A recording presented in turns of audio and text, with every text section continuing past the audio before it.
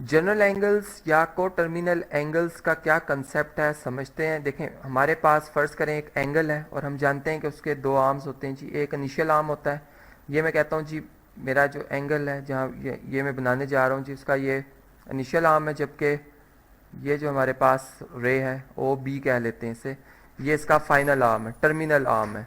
अब ये एक हमारे पास ख़ास एंगल बना रहा है, इसे मैं कह देता हूँ कि ये हमारे पास बना रहा है जी फॉर एग्जांपल 45 डिग्री, ठीक, या 45 से चलें कुछ लेस है, 44 डिग्री बना रहा है एंगल। और अब मैं ये कहता हूँ कि मैं एक और एंगल यहाँ पर इस तरह से बनाता हूँ कि इसमें जो रोटेशन है वो इससे कुछ ज़्यादा, यानी स्टार्ट यहीं से हुआ, यहीं से स्टार्ट हुआ और ये इस तरह से रोटेट करता करता इसने जी अपनी एक यहाँ पर वन जो है, इससे मैं कहूँगा जी वन साइकिल कंप्लीट किया।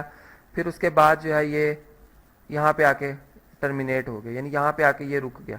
तो अब ये एंगल जो है अगर हम देखें तो इसने एक कंप्लीट, जब एक सर्कल कंप्लीट किया तो इसने कितने डिग्री का एंगल कवर किया जी, 360 डिग्री का।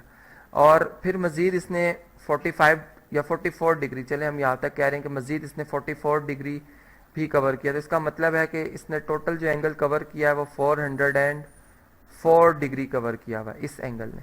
जबकि जो इससे पहले एंगल था उसने तो सिंपल 44 डिग्री एंगल कवर किया हुआ था। तो अब हम ये देख रहे हैं कि दोनों के जो इनिशियल आर्म है और जो दोनों के फाइनल या टर्मिनल आर्म है वो सेम है। तो इस वजह से हम ये कहेंगे कि ये एंगल जो है ये को टर्मिनल एंगल्स कहलाएंगे। तो ऐसे दो या दो से ज़्यादा, यानी कम से कम दो एंगल्स हो सकते हैं या उससे ज़्यादा हो सकते हैं, तीन हो सकते हैं, चार हो सकते हैं, ऐसे एंगल हों जिनके वैल्यूज़ तो डिफरेंट नज़र आएंगी हमें, लेकिन अगर हम उनको उनके इनिशियल आर्म को देखें और उनके टर्मिनल आर्म को देखें तो हमें उनमें कोई फ़र्क नज़र नहीं आएगा। मैं एक और डायग्राम से आपको ये जो बात मैं बताना चाह रहा हूँ इसको मैं एक्सप्लेन करता हूँ। फ़र्ज़ करें मैं एक एंगल बनाता हूँ जी, यहाँ पर ये हमारे पास 45 डिग्री का एंगल है फ़र्ज़ करें। और अब मैं एक और एंगल बनाता हूँ जिसमें स्टार्ट यहीं से हम लेते हैं जी, ओ ए इसका इनिशियल आर्म ही है, ये स्टार्ट इस तरह से हुआ। अब ये जो मैं एक यहाँ पर डायरेक्शन शो कर रहा हूँ एक कर्व एरो से, ये एरो जो है यहाँ पे कर्व शक्ल में मैं बना रहा हूँ। अब ये एंगल यहाँ पर जब पहुँचता है वापस अपनी उसी इनिशियल आर्म की तरफ पहुँचता है तो इसकी वन साइकिल यहाँ पे कंप्लीट कर लेता है। फिर इसी तरह ये एंगल जो है अपनी दूसरी रोटेशन यहाँ पे इस तरह से दोहराएगा, यहाँ पे 2 साइकिल्स हो जाते हैं, फिर ये यहाँ पे आके अब रुक जाता है। तो अब इस दफ़ा इसने टू जो है रेवोल्यूशंस कहूँगा मैं कि 2 रेवोल्यूशंस जो है वो इसने कवर की। तो इस वजह से मैं इसने जो एंगल कवर किया अगर डिग्री में हम देखें तो ये एंगल इसने कवर किया जी 2 टाइम्स ऑफ 360 डिग्री, जो कि बराबर हो जाएगा जी किसके, 720 डिग्री के। और फिर इसने मज़ीद 45 डिग्री और भी कवर किया है। तो फिर हम यूँ कहेंगे कि ये एंगल जो एक्चुअल एंगल हमें यहाँ पर इसकी मेजरमेंट है वो है जी 765 डिग्री, जो कि एग्जैक्ट उसी एंगल के बराबर है जो कि 45 डिग्री के एंगल के अगर आर्म्स को देखा जाए तो उसके इनिशियल आर्म और फाइनल आर्म इससे टर्मिनल आर्म इससे मिल रहा है। तो हम यूँ कहेंगे कि ये दोनों एंगल्स जो हैं को टर्मिनल एंगल्स हैं। तो फिर हम यहाँ से ये बात फिर मैं यूँ कह सकता हूँ कि अगर 45 डिग्री के एंगल के साथ जो को टर्मिनल एंगल्स हैं वो कौन कौन से हो सकते हैं जी। पहला एंगल जो कि जिसने कि अपना इस वन साइकिल के बाद आया 405 डिग्री, फिर इसके बाद हमारे पास 765। अगर इसके बाद आप देखना चाहते हैं तो आप इसी में 360 मज़ीद ऐड कर लें, ये 5 आ जाएगा, यहाँ पर 12, यहाँ पर 1125 बन जाएगा। और अगर आप इससे आगे इसका को टर्मिनल एंगल देखना चाहते हैं तो इसमें आप 360 ऐड कर लें। 360 बेसिकली डिग्री जो होते हैं वो 2 पाई रेडियंस के इक्वल होते हैं। तो फिर हम यूँ कहेंगे कि हमारे पास अगर एक जनरल एंगल है थीटा, जो कि यहाँ पर किस तरह से हम देख रहे हैं उसे, हम देख रहे हैं कि उसमें अगर एक रेवोल्यूशन होती है तो यानी यहाँ पर हम 2 पाई को 1 से मल्टीप्लाई कर देंगे। अगर उसमें 2 टाइम्स रेवोल्यूशन हो रही तो हम उसमें 2 ऐड कर लेंगे, इसका 3 ऐड कर लेंगे, और प्लस उसमें जो है एक एंगल बन रहा है कोई θ1 इसे हम कह देते हैं। यानी यहाँ पर इसको बल्कि हम थीटा ही कहेंगे। इसका रीज़न मैं आपको बता देता हूँ कि इस वजह से कि ये एंगल जो है आपस में को टर्मिनल एंगल्स हैं। यानी अब मैं कहता हूँ कि अगर के जो हमारे पास कोई इंटीजर है, आप ये बात जानते हैं कि अगर एंटी क्लॉकवाइज रोटेशन हो तो एंगल जो होता है वो पॉजिटिव होता है, और अगर क्लॉकवाइज रोटेशन हो जाए तो एंगल जो होता है वो क्या होता है जी, नेगेटिव में मेजर किया जाता है।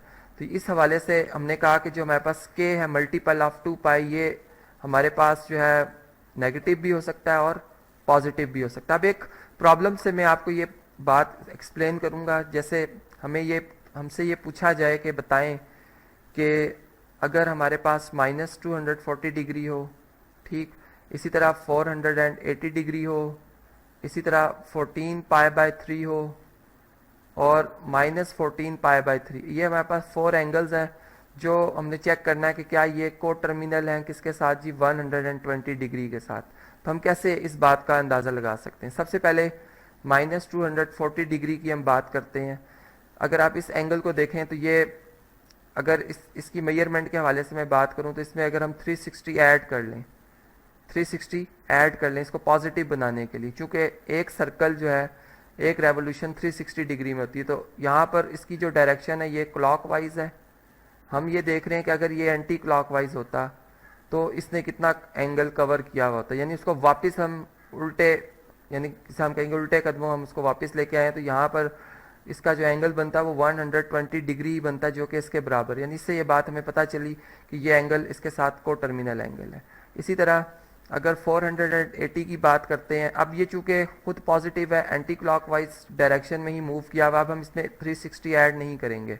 हम इसमें इस तरह से कहेंगे कि 360 से चूँकि ये ज़्यादा है और यहाँ पर हमने बात समझी है कि एक सर्कल का एक रेवोल्यूशन कंप्लीट होने में 360 डिग्री एंगल कवर होते हैं, तो हम इसको 360 पे डिवाइड करेंगे। चूँकि ये वन टाइम ही डिवाइड हो रहा है और उसका रिमाइंडर जो 120 बनता है, तो इसलिए हम इसको लिख सकते हैं जी 360 डिग्री प्लस 120, यानी यहाँ पर जो 120 डिग्री है बेसिकली ये एंगल और ये एंगल की जो शेप है वो सेम, यानी इनके इनिशियल आर्म और टर्मिनल आर्म सेम है, इस वजह से हम कहेंगे कि ये को टर्मिनल एंगल्स हैं। तो ये भी बात हमने देख ली कि ये एंगल भी को टर्मिनल। अब इसी तरह अगर चले -14 पाई/3 की बात करते हैं, -14 पाई/3 की, अब ये रेडियन में है और अगर मैं इसको डिग्री में कन्वर्ट करूंगा तो मैं 14/3 इंटू पाई की वैल्यू हमारे पास, या चलें इसको पाई को भी लिख लेते हैं, रेडियन जो होता है 1 रेडियन जो होता है इक्वल टू होता है जी 180 डिग्री ओवर पाई के।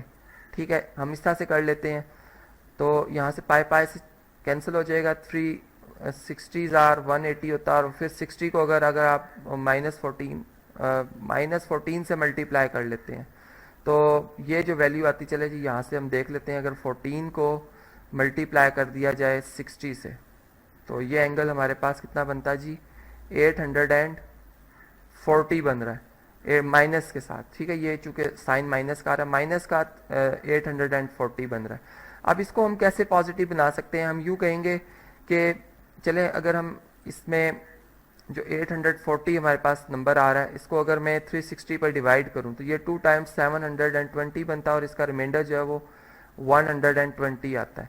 अब इसको मैं लिख सकता हूँ -360 डिग्री 2 टाइम्स और प्लस -120 डिग्री। अब असल में ये -120 डिग्री एंटी क्लॉकवाइज डायरेक्शन, हमने एंटी क्लॉकवाइज डायरेक्शन में देखना है, तो -120 डिग्री को अगर मैं एंटी क्लॉकवाइज में देखना चाहता हूँ तो मुझे क्या करना होगा, इसमें -120 डिग्री में ऐड करना होगा 360 डिग्री को, तो ये वाला एंगल जो आएगा मेरा एंटी क्लॉकवाइज आ जाएगा। ठीक है, और इसमें फिर हम ये बात देख सकेंगे कि क्या ये को टर्मिनल है, यानी इनके इनिशियल और फाइनल आर्म सेम है या नहीं। तो ये बनता है जी 240 डिग्री, जो कि 120 डिग्री के इक्वल नहीं आ रहा है। इसका मतलब है कि इसका इनिशियल आर्म चलें सेम भी हो तो टर्मिनल आर्म सेम नहीं आ रहा है, इसलिए ये 120 डिग्री के साथ को टर्मिनल एंगल नहीं है। तो इस तरह से फिर आपने समझा कि हमारे पास को टर्मिनल एंगल का क्या कंसेप्ट होता है और किस तरह से फिर हम जो है वो गिवन एंगल को चेक कर सकते हैं कि किस एंगल के साथ को टर्मिनल है या नहीं।